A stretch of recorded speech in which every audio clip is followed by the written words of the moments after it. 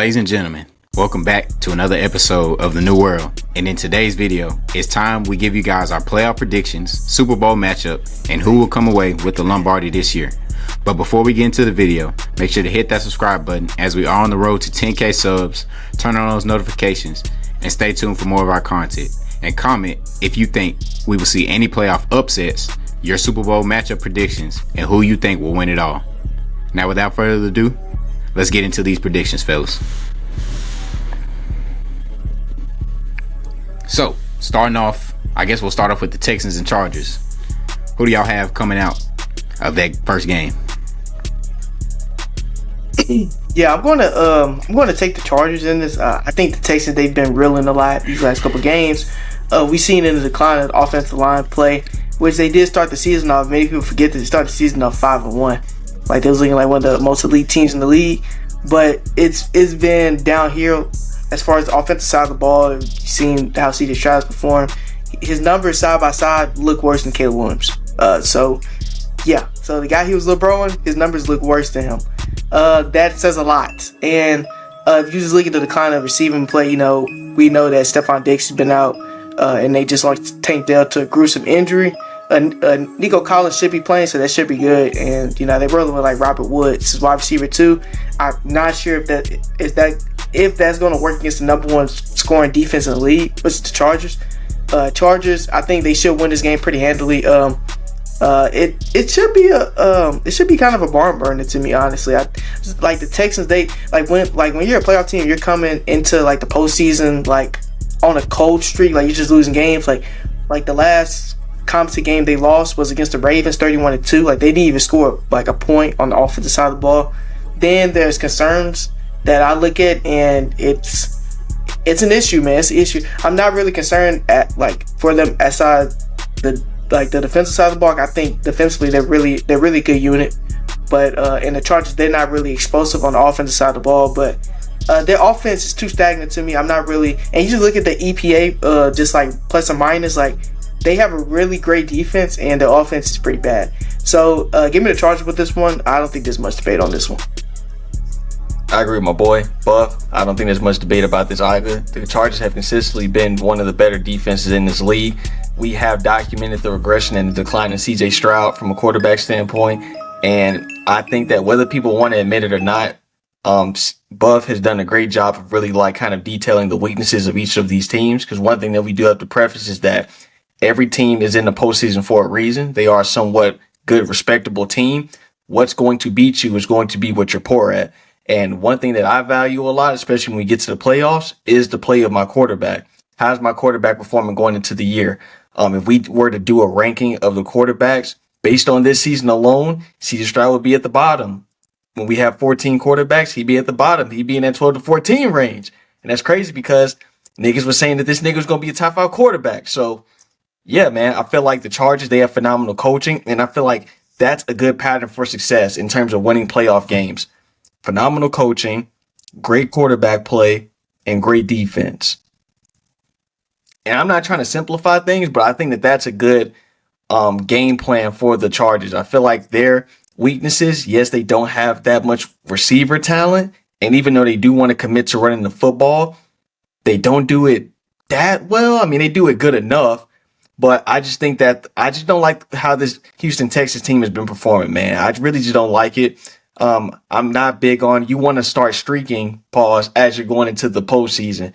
You don't want to be declining. You don't want to be regressing. I just can't get the taste out of my mouth for that 31-2 performance against the goddamn Baltimore Ravens. That shit was just atrocious, anemic, on Christmas Day, primetime television. Like, I don't think they're going to be able to recover from that because we got some teams later on that we're going to talk about that are not doing that well. And we talk about Mojo Vibes, Pittsburgh Steelers. I think the Texans are in that group. They're just not playing well right now. We got other groups that have been just performing a lot better than them. And I think the Chargers have just been consistent throughout the season. So I'm in agreement with Buffy. I'm gonna go with the Chargers for that game. Really not anything to debate. If I had to make a score prediction, I know we're not really doing that. I see it to be relatively low scoring, maybe like 22-18. Like it may not be that entertaining for you folks unless you like defense. I mean, it was the first game, so it ain't entertainment comes after that. Yeah, I agree with my boys here. I think it's relatively fair to say that the Chargers will come away with this win. The Texans, well, mainly their offense and especially that quarterback has been disappointing this year. So, yeah, the scoring hasn't been there. I do think this will be a low scoring game. And one thing I can say for the Chargers is I hope that their receivers, especially Quentin Johnston, shows up and don't be dropping them balls. Hopefully the lights ain't too bright for them. But yeah, the Chargers, they should come away with this dub though for sure. The lights Yeah, were definitely 186 bright. last game. Yeah, he still had some drops that game too though.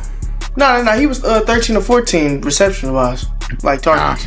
But he played pretty well. He just hadn't really been consistent this season. But they got Ladd McConkey, so like that's a good target for Herbert. But yeah, you can pick the Chargers since we're 3-0 for that one in favor of the Chargers. All right, y'all know who we going with next? Ravens and Steelers. Max is gonna take the upset. Can I go first on this one, please? Yes. I want to say this. I'm gonna keep it short so Buff can get into it.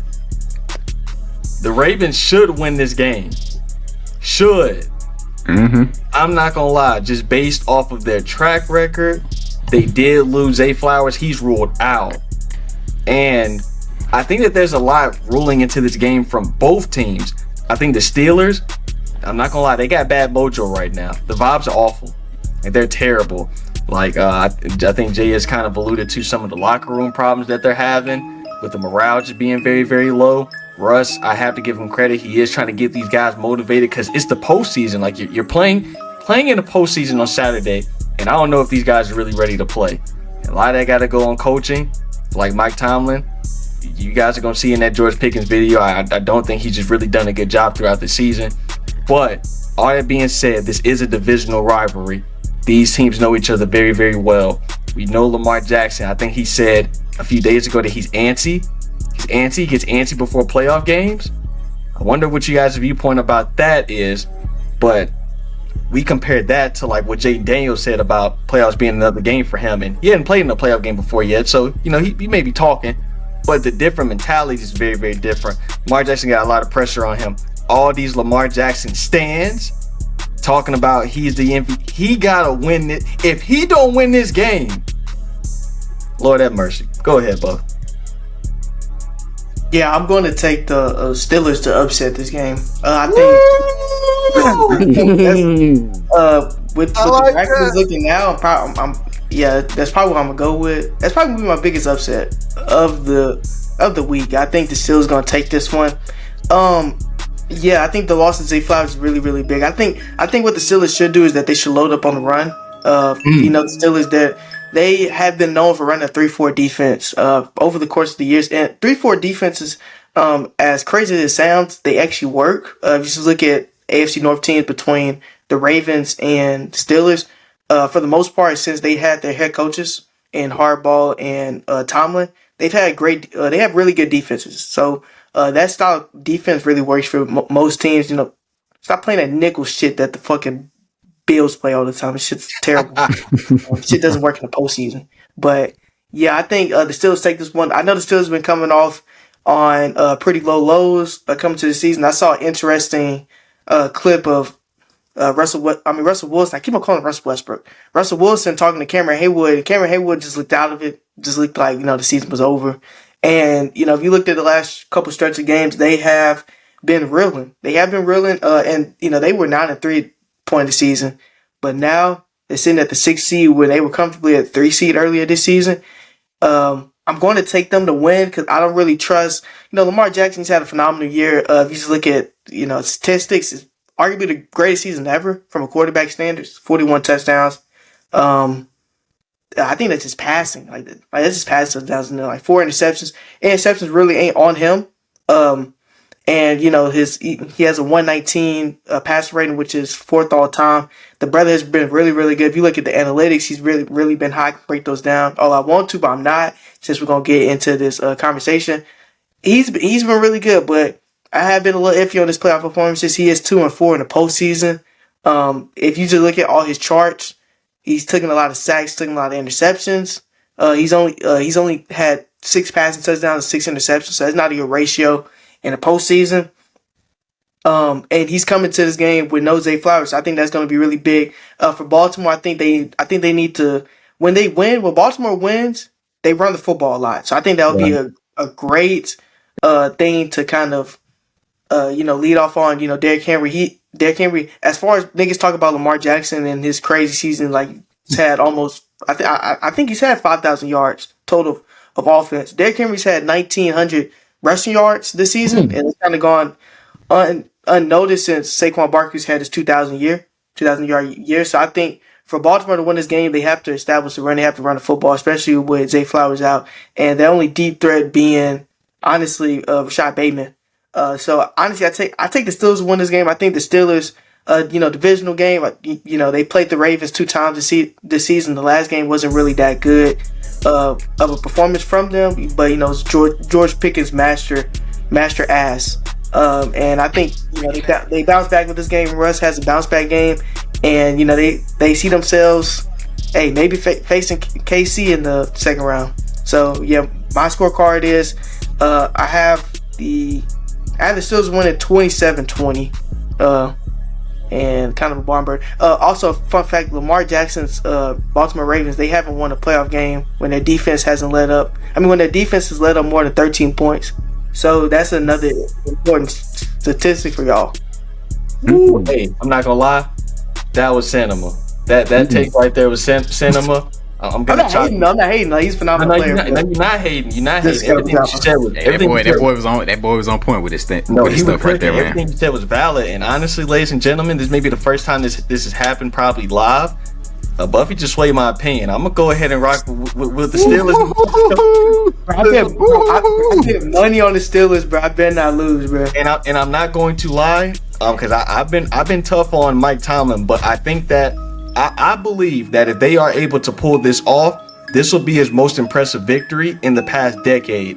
And I also think that you would have to give him a lot of credit. You would also have to give Russell Wilson a lot of credit. I didn't watch Hard Knocks, so I wasn't able to see his leadership and just kind of what he was saying to these guys. But if they can dig this team out of the hole, they've lost 4 consecutive games. If they can dig this team out of that hole and beat the quote-unquote MV3, who they got all the pressure.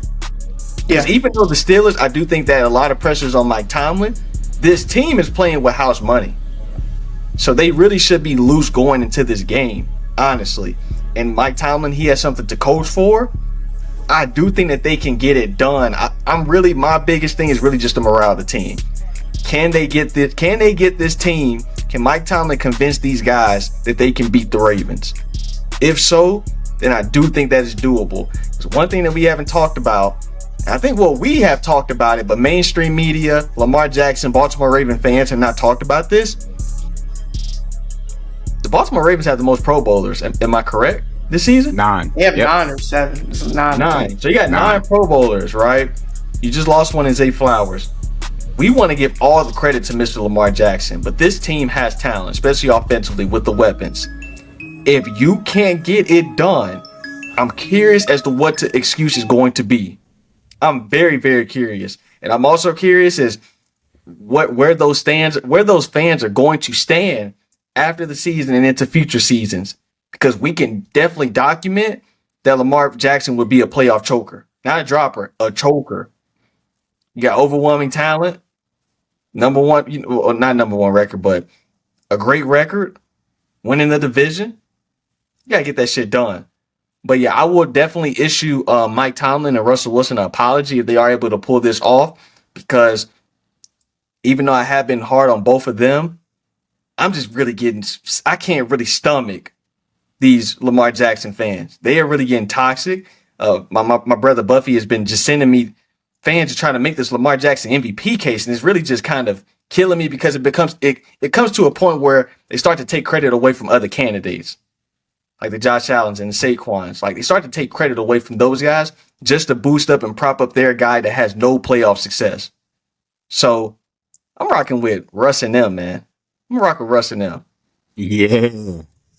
Ladies and gentlemen, I am a huge Russ fan. You know what I'm saying? Not a Steelers fan, but a Russ fan. Damn jersey off. A Russ fan. So you might have to sell that if they lose on Saturday. Yeah, but I'm rocking with the Steelers upsetting the Ravens. I'm rocking with my guys, you know. Shocker. But the reason that I think that this will definitely benefit the Steelers with Zay Flowers being out is because, you know, of course, Lamar Jackson's next big target out there at receiver is going to be Rashad Bateman. And I don't know if y'all been watching the Steelers play and y'all been watching the DBs that they got. Number 27. Oh my gosh. I mean, every wide receiver just be licking their chops when they see him across the field from him because he can't guard a wide receiver even if he got bricks on his feet. So it's gonna be good that Joey Porter is gonna be guarding Rashad Bateman. I think Minka Fitzpatrick will do a good job of covering the other side.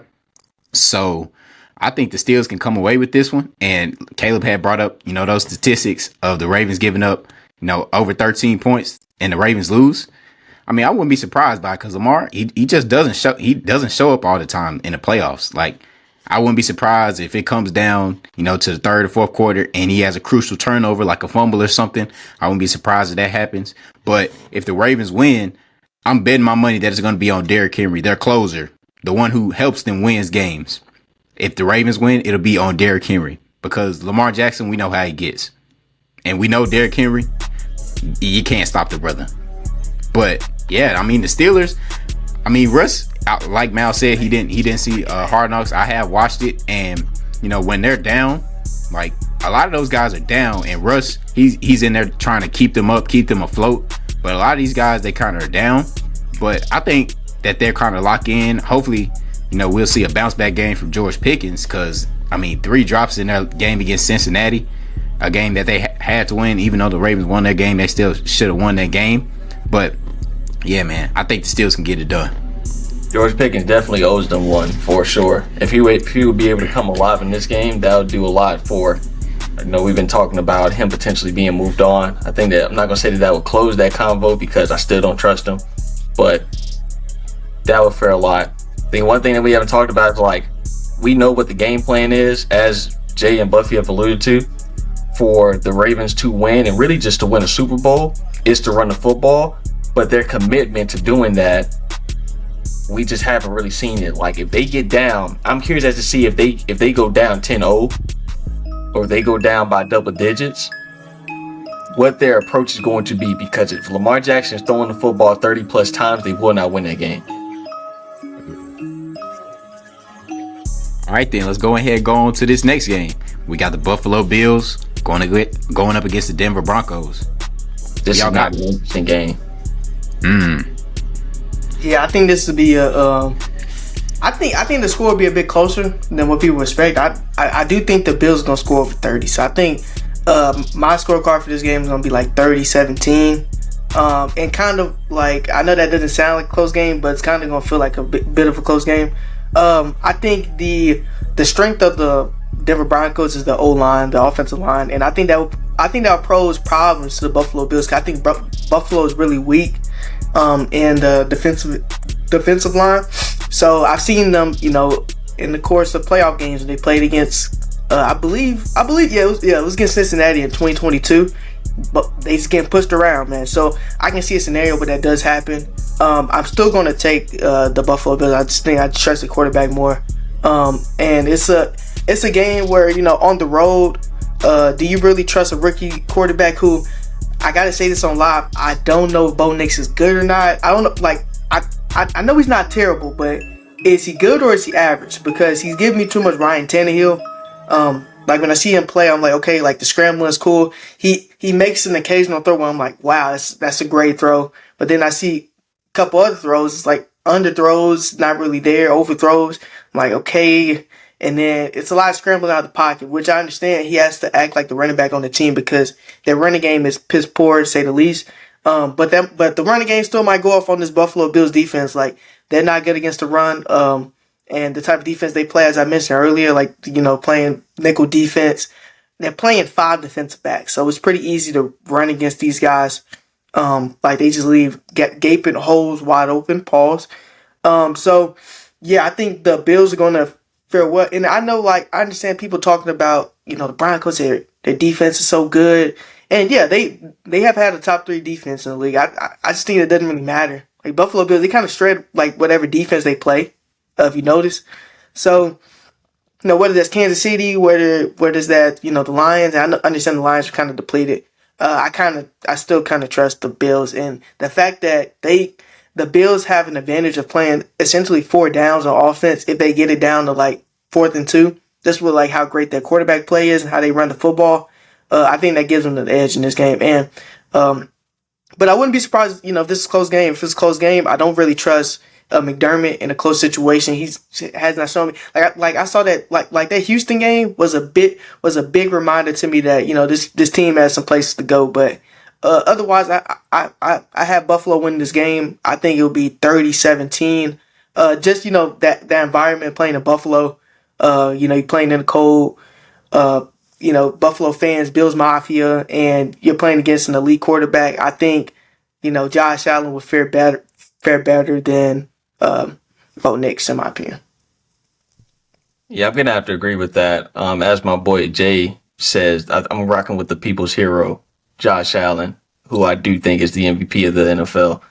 I think a lot of things that Buffy said, a lot that I'm going to go as to why I don't think the Broncos really have a chance is the inexperience at the quarterback position. I do think that this team has talent and they are on the up and up, but because they don't really have that great of a running game, which in my opinion, when you do have a rookie quarterback, you need to be able to depend on that, which is why I do think that even though I'm not that big on the Commanders, they are able to run the football and their quarterback is a running threat, which Bo Nix does have that to his game, but that's not going to be enough. Even though the Bills' run defense is not that good. I will say that I just think that the Bills are one of the elite teams in the league, and these are games that are pretty light for them. As guys like Nick Wright say, it's better than a bye, low key. So I got the Bills winning this convincingly. Not really anything to talk about. This is the 2 seed going against the 7 seed, and them just kind of marching down. I feel like the Bills were basically born to be in the AFC Championship game, and I don't think that that's going to be anything different this go around.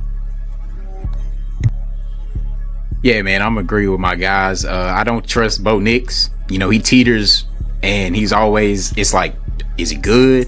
Is he average? We don't know, because like one game we'll see the brother, throw for about 300 or something, and it'll look good. Throw 300, 4 touchdowns. Next game is 3 interceptions, and it's like, are we watching the same player? Like, we got to see what I'm saying. This much he probably average. Yeah, I think at this point you can really say that he's average, and he just has a good head coach and a great defense and pass protection. So he has a lot of things going for him. But I do see the Bills, coming away with this dub very easily. It'll be some unfamiliar territory for Bo Nix to go into. Buffalo playoffs. Like, I mean, we all know how Josh Allen gets. We know how Josh Allen gets. Hopefully. Buffalo run defense does do better, but like Mal said, the Broncos don't really have a run game anyway, so they'll kind of rely on throwing the ball to like Marvin Mims, Cortland Sutton, something like that. But yeah, I think this will kind of be a blowout if you want to say that, because they kind of consider blowouts like by 2 scores. So I'll say it's 30-14. Also, Bills. Statistically, Josh Allen, from a statistical standpoint, is like the best quarterback in the postseason. That's just from a statistical perspective. That too. Yeah, I think he's like 3rd all time in like touchdowns in the wild card. So he's probably going to eclipse that this game if he has like 3. So it's kind of with a career 100 passer rating. Yeah, 26 total touchdowns, 6 picks. 3 touchdown game. Him and Mahomes are demons in the postseason. So yeah, it's kind of crazy. But yeah, we shift over to the NFC side. Yeah, let's go ahead and start with that Monday Night Football game. We got the Rams versus the Vikings. Okay, so this game got relocated after the LA situation with all the fires. Praying that everything goes great for all those people that lost their houses, lost those lives. So this game got relocated in I think Arizona, right? Yeah, it was Arizona. Yeah. So that's kind of gonna. I don't know how that's going to dictate home field, because, the Rams had this home field and a 14-win matchup team. So I think this will be interesting. Now, what I wrote down for my biggest X factors in the Minnesota Vikings is that goddamn quarterback, and I think he's number one. Sam Darnold will dictate how far this team goes. I don't think this team goes past, honestly, the divisional round because they most likely they'll face the Lions, and I just don't think they're. I understand it's hard to beat a team 3 times, but I think the Lions pretty much have their number. So basically, this is going to dictate how well Sam Darnold plays, and honestly, how well the pass rush for LA comes up to get him. Because we saw in the last game with the Lions, Sam Darnold was flustered in the pocket a lot of times. A lot of times, he was taking sacks. He was getting to the drop, and he felt the pressure. He was trying to escape, and that's where we saw Sam Darnold being inaccurate. That's where we saw Sam Darnold that we saw for the majority of his career. He hasn't really been that good outside of this season, and he's had a couple average years. So that's what's going to dictate to me because the LA Rams kind of run their defense is pretty young, but those guys get after it. So if the Vikings, can't pick up on pass protection, I think that'll detail who wins this game. But I think this one, honestly, man, if I had to put it, bro, I'll probably give the edge to the Rams. And the Rams, they've been playing, which sounds it's kind of an upset, even though they have the higher seed. But the Rams, I just think they've been playing better football defensively. The Vikings, they kind of struggle against wide receivers. So depending on Cooper Kupp's status, I know he's kind of washed at this point. That could fare pretty bad for them. And we know Puka Nacua is that guy. And they have Matthew Stafford, who's been in here, which we do know, like he's won a bowl. He's like the 4th most winning quarterback in this entire postseason, which sounds crazy because he played for Detroit all of his career. So I trust him more than I trust Sam Darnold, and I think that will give him the edge. Unfortunately, this is like my least favorite game, honestly, because I was very, very high throughout the season on the Los Angeles Rams going to Rams. the Super Bowl. I did, but there's really one main key reason of why I don't think that this team can go to the Super Bowl and why I'm not picking them to win this game. And that is because of that man that won the Triple Crown a few years ago, Cooper Kupp. Now, I will say another reason of why I'm rather salty and rather down on this team is because I did have Cooper Kupp in fantasy, and I was banking on him to give me more production. There were games, not a game, games where this motherfucker had 0 points in fantasy.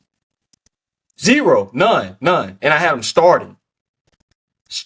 So he's essentially become a blocker. So I didn't know that the Rams were paying him all of that damn money to be an additional run blocker, but that's what he has become at this point. He honestly could, instead of running routes, could just stay back and max protect for Matthew Stafford. So I do think that this Minnesota Vikings team will be able to get after them a tad bit, because one thing I will say is I agree with Buffy from the standpoint of Stafford is one of the 3 quarterbacks that I trust the most in this postseason, like right behind Patrick and Josh. Like he's the one I trust the most.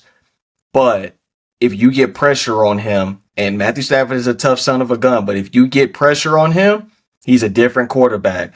And I just don't know if they're going to be able to put up enough points. I do see this game being relatively low scoring because I saw a lot of things. The Sam Darnold element of it is spot on because he lost a lot of points and a lot of credibility in that final matchup against the Detroit Lions, where they essentially just said, we're gonna press you the whole damn game. See, Buffy and I was watching that game. We're going to pressure you 60+% of the time. And Jettis was frustrated. Jettis is damn near open on every play. And he's overthrowing them. Just missing them in the red zone. So I can honestly see this team not scoring 20 points and still getting the victory. Because I just think that the Rams are not going to have enough firepower offensively to get points. So by default, I do have the Vikings winning this. Also, without really having home field advantage, that doesn't take away because the Rams, if we just look from the whole season, are not a better team than the Vikings. The Vikings, they won 14 games. So it's not a better team. So they don't really have home field advantage, which is what you're banking on when you win your division. So this essentially is going to be on a neutral field. So on a neutral field, the team that's been consistently better throughout the year should prevail. So I feel like the only way the Rams have a chance is if Sam Darnold turns back into a pumpkin. And last time I checked, we're in January. We're not in October. Jay, you got the tiebreaker. I got the tiebreaker. I'm gonna go ahead and go with the Rams. I do think the Rams will come away with it. These niggas ridiculous, man. I don't trust the quarterback. I think Sean McVay will take a book out of what Aaron Glenn was doing against the Vikings in that Week 18 game, because if you putting pressure on Sam Darnold like that in the playoffs, now I know they'll both be in neutral territory, but if you putting pressure on him like that, and that's how he's folding, then I mean, you can really run away with the game. And if the run game, and we saw how Jahmyr Gibbs was, pounding the ball on the Vikings, then I mean, Kyron Williams, he been balling this season too. So I think it'll happen. But I'm not really sure. Yeah, that's true. But Cooper Kupp, that brother is kind of just a pass blocker now. But so I got a question for both of y'all. So y'all don't think that they're gonna double team Puka Nacua? Or at least have high top sneak? Is that gonna matter? It's good. Well, it's smart. I ain't gonna lie. That DC is a mastermind. So I wouldn't put that out of play. I think they honestly should, because he's the only competent wide receiver on the outside they got. So he's not in any offense. But I mean, yeah. So y'all really just don't believe in Darnold. That's what y'all are saying, because in every other aspect of the game, and this is why we talk about the value of the quarterback position, in every other aspect of this game, the Vikings are the better team. Yeah, in every other aspect, but it's like that quarterback is like your anchor, and if he's not flustering, right, and he's not, if he has good protection, I think they'll win. I think that's what I'm saying. So you basically banking on the fact that you believe that the Rams can get pressure. Yeah, because because if Jared Versus, he's had an amazing rookie season, and if he's putting pressure on him like that, then that's one man, and that's a rookie, sir. Yeah, but I mean, Jared Versus has been the only one. Like, their D line's actually been pretty good this season, but if they can do that, what's the rankings of the Vikings O line throughout the season? O line? Yeah. Man, I gotta pull it up, man. It's been a minute since I've seen the charts, but they weren't in the top 5. That's what I know. We'll look at that post production. So you got a really, really good O line. Like I said, do I think that Sam Darnold is a world beater? No, but this team won 14 games, ladies and gentlemen. We're putting a lot of stock into that game against the Detroit Lions, probably the best team in that conference. So, and do y'all think that the Rams are going to play them that way? Because that game plan, dude, they were just sitting in heat the whole game, bro. Teams don't really play like that, man. So I get where y'all are coming from. Sam Darnold lost a lot of points because I was saying that he was making me eat crow, because I basically was saying that he outplayed Jay Daniels this year. He was just making me eat a lot of crow based on how he's performing, but you gotta look at the team, because y'all basically putting a lot on the quarterback. Yeah, but it's like, if Sam Darnold can't get Jordan Addison or Jettas involved, then you kind of. But if he gets protection, he can. Yeah, that's if he gets the protection that he needs, then yeah, he can do that. So it's kind of just we'll see what we got. Let's go ahead and he plays 20th. Oh damn. Yeah. Well, we shall see. But let's move the Rams. We're gonna move the Rams up, which I'm not mad at. All right, we got two of the best NFC quarterbacks this season, Baker Mayfield and the rookie phenom Jaden Daniels. Who y'all got? I think this one, this is going to be the offensive game. Like it's pretty apparent. But this might honestly, I can see this getting out of hand. I can see it being a blowout. And that's unfortunate, because I think the Commanders have had a great start to the season. I think they've been really, really good. But I am taking the Tampa Bay Buccaneers to win this game. Yes, sir. Yeah, I'm taking the Bucs to win this game. I think just the factor that the Commanders have. Their defense isn't really that good. They aren't really that good, and I think Baker could pass against those guys. I don't think it's much of an issue. We've seen him do it all season. Like, the brother has 42 touchdowns on the season, like just on the season. And I think they'll be able to run the football against these guys. Washington's one of their big weaknesses is against the run, And Bucky Irvin, that brother's been balling, man. Hey, I might look to be getting a jersey of Bucky Irvin, man. The brother's been playing some really good ball.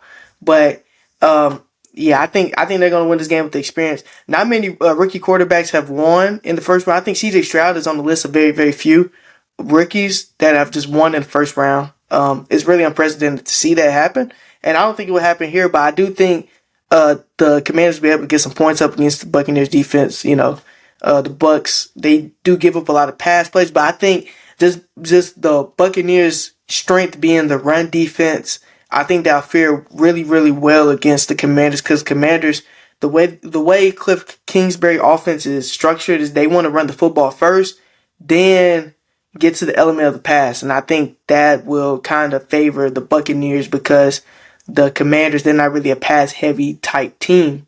So with this decision, I got the Buccaneers winning. I think this one will be a bit more on the high scoring side. I think it will be 33-23. I'm not mad at that at all. I do think that this is the game where Baker Mayfield will validate what Buffy and I said in our NFC video, that he was the best quarterback in the NFC. I have heard some comments, and I'm not listening and reading everything, but from what I have heard, people are doing what I said that they were doing with C.J. Stroud last year, which is they are crowning Jaden Daniels already. They're factoring in the fact that they're trusting him over Baker Mayfield going into this game.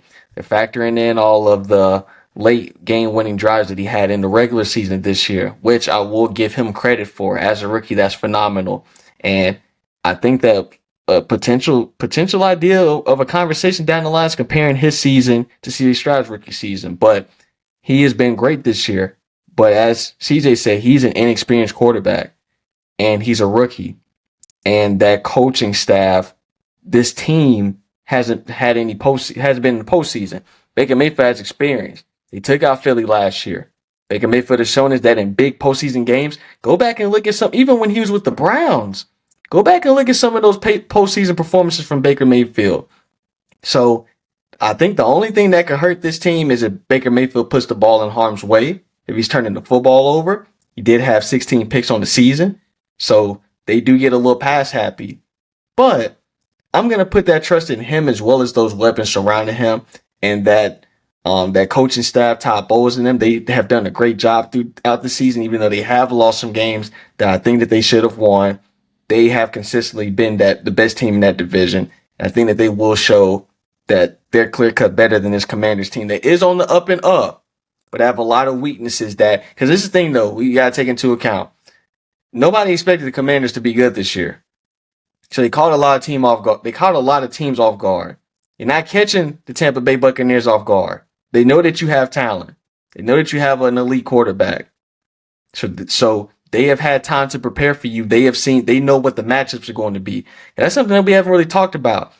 Elite level coaching is going to carry a lot of weight in these playoff games. They have had a full week to prepare. They know who they're going to be playing against. They have the scouting reports. Todd Bowles, he has a defensive background. He's an elite level defensive coordinator. I think that they're going to scheme up a way to not necessarily lock down Jaden Daniels, but to make it a little bit more difficult for him. He's been very, very poised throughout the season. That's something I've been hearing people ramble about, how poised he's been. I do think that as a rookie, he will get humbled to a certain extent. I did just hear him say the other day that he just views this as another regular game. Sir, this is not just a regular game. This is the playoffs. This is the postseason. Especially with you being on the road, another factor. He's going to be a rookie on the road in the postseason. So we'll see how that type of atmosphere, that environment affects how poised he is when you got to go into a silent count, Buffy. Like these are things that we're not really factoring in, where we have to evaluate his regular season differently than how he's going to perform in his very, very first playoff game. So I'm in agreement. I'm going with the Buccaneers, who are also the 3 seed, to go ahead and lock in and win this game against a very, very inexperienced yet talented Washington Commanders team. Yeah, I'm in agreement with my guys. I'm going with the Buccaneers as well. Even though, I do like the confidence that I'm hearing from Jaden Daniels. He's confident in, going in his playoff game. Easy to be confident when you ain't never been there before. Yeah, he's confident, but I think that Washington's defense will definitely be exploited. Like, their weaknesses will definitely be exploited. So I think Baker Mayfield will take care of business. Hopefully he doesn't throw some picks that is kind of like, dog, what the world were you throwing? But I do think the Bucs will come out of this with like a 10-point victory or something like that. Yeah, man. I think Todd Bowles, and Baker, they'll get it done.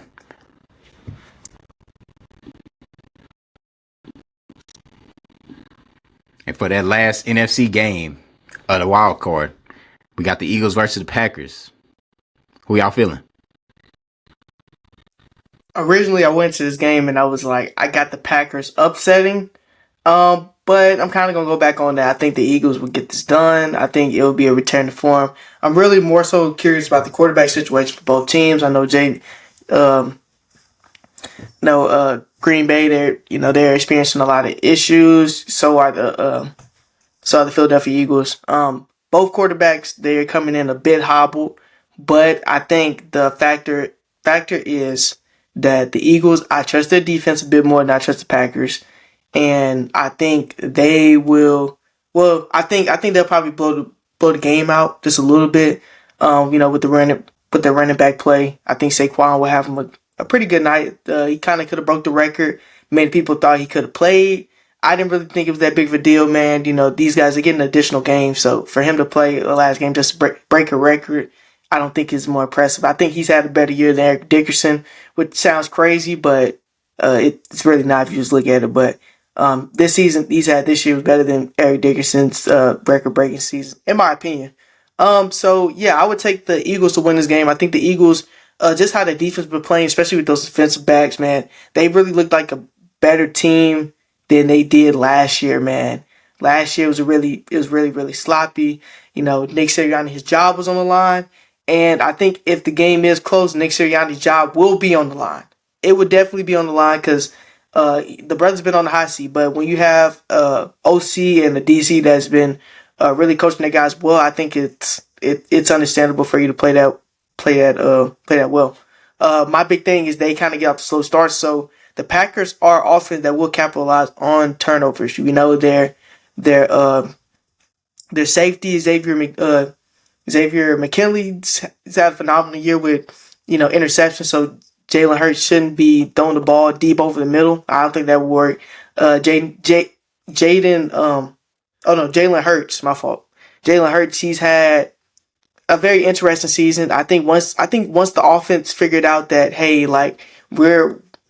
like to run the football. We want to ground and pound. I think that's where they found their groove at. And Jalen Hurts, he kind of just throws as a second option, especially to his guys, on the outside. He's not really that good throwing over the middle. And his pocket presence leaves a lot to be desired. But with this game, I will take the Eagles to win this game. I think the scorecard for this one's going to be 24-13. The Eagles. Kind of a lower scoring game. Yeah, I think that the results of this game will be more about what the Green Bay Packers aren't than what the Philadelphia Eagles are, because I do have the Eagles winning this game. Something that's just been off with the Packers passing game recently, man, and really over the course of the season.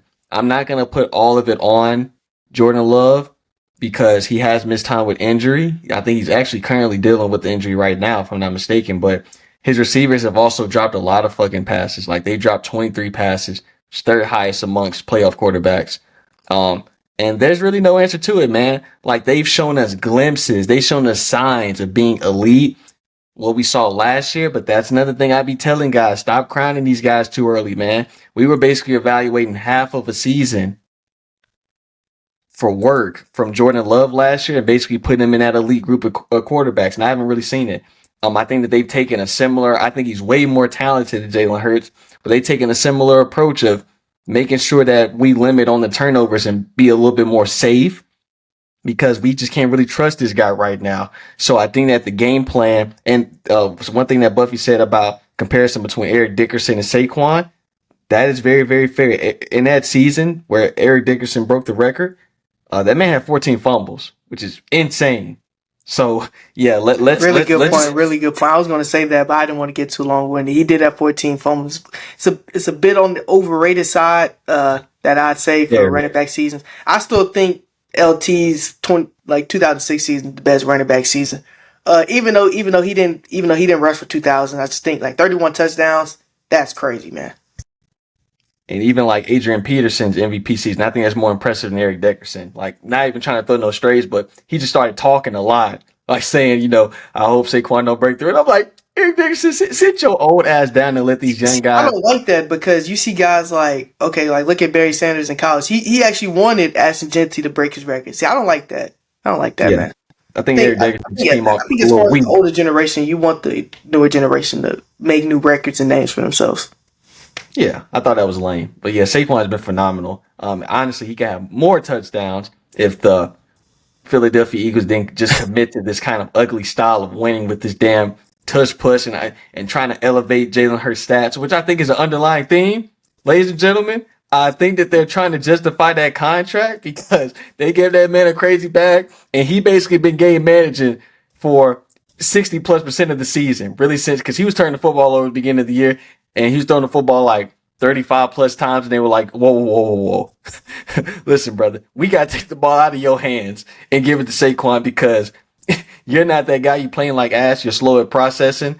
And yes, the game plan is to run the football with the Philadelphia Eagles. And I think that they will do that to A.J. Brown's, demise, because A.J. Brown, he wants to throw. He wants to be pass happy, but that's not how this team is going to win. This team is going to win by running the football.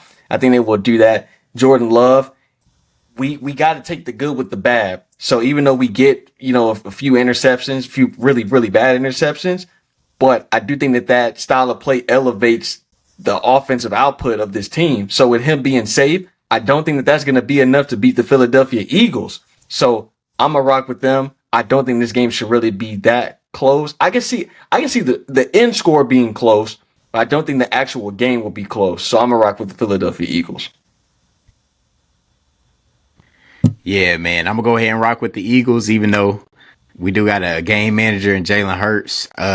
He does have the better talent compared to the Packers, and we also don't really know if Jordan Love is playing in that game. Right now it's questionable, and he did even say himself he's not even sure if he's playing.